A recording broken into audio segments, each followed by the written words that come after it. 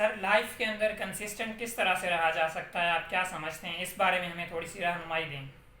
اچھا، there are two school of thoughts, دو school of thoughts ہیں بیسیکلی.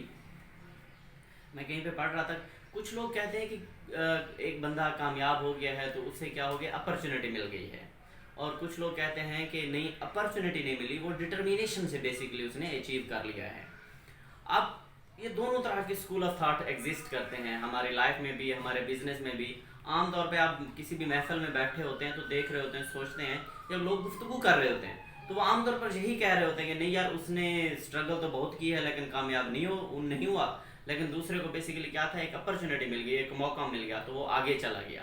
تو جہاں تک کنسسٹنسی کا تعلق ہے، وہ that is some thing like determination اور جو کنسسٹنسی ہے یہ بہت ریلیونٹ ہے ایک دوسرے سے. کیسے؟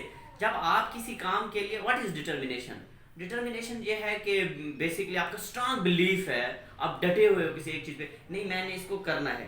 آپ کرتے چلے جائیں گے، آپ کرتے چلے جائیں گے، آپ کرتے چلے جائیں گے. ایک وقت ایسا آئے گا کہ آپ اس میں ایکسپرٹ بن چکے ہوں گے اور آپ کا کوئی متبادل نہیں ہوگا. کنسسٹنسی یہ ہے. مثال کے طور پر ایک میں آپ کو اگر اس کی مثال دوں، ایک مکینک ہے، گاڑی کا مکینک ہے، کار بناتا ہے. وہ کیا کرتا ہے کہ 5 6 7 مہینے ادھر لگاتا ہے اور کہتا ہے نہیں یار، اس میں تو میں سکسیزفل نہیں ہو رہا ہوں، تو میں کسی اور کام کی طرف چلا جاتا ہوں.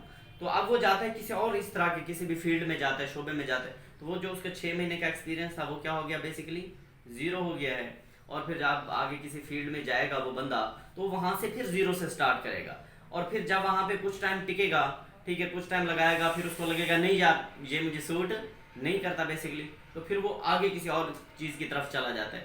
تو وہ ڈائیورٹ ہوتے رہتے ہیں بیسیکلی. لیکن اگر ایک ہی چیز میں کنسسٹنٹ رہ جائے، اٹ مینس آپ اپنا فوکس کر لیں، آپ اپنا ایم بنا لیں، اور بلکہ آپ کو یہ بات کلیئر ہونی چاہیے، کہیں سے پوچھ لیں، کہیں سے سیکھ لیں، کہیں سے پڑھ لیں، کسی بندے کے پاس جا کے بیٹھ جائیں، اسے پوچھیں کہ میں کنسسٹنٹ کیسے رہوں.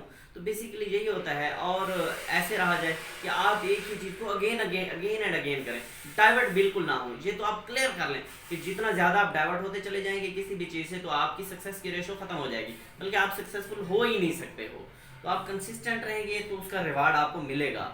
انکنسسٹنٹ رہیں گے تو لک کبھی پلے نہیں کرتا، بلکہ میں تو لک پہ یقین ہی نہیں کرتا. کیونکہ یہ دیکھیں نا، اب ایک ان پڑھ بندہ ٹیچر تو نہیں بن سکتا جتنا بھی بڑا اس کا اچھا لک ہو. کیسے بنے گا مجھے بتائیں؟ جس کی کوالیفیکیشن ہی نہیں ہے، جس نے ورک ہی نہیں کیا ہو، تو وہ کیسے بنے گا؟ لک اس کے لیے تو کوئی کام نہیں کرے گا. تو بیسیکلی کیا ہونا چاہیے کہ one should remain consistent and determination to achieve any thing.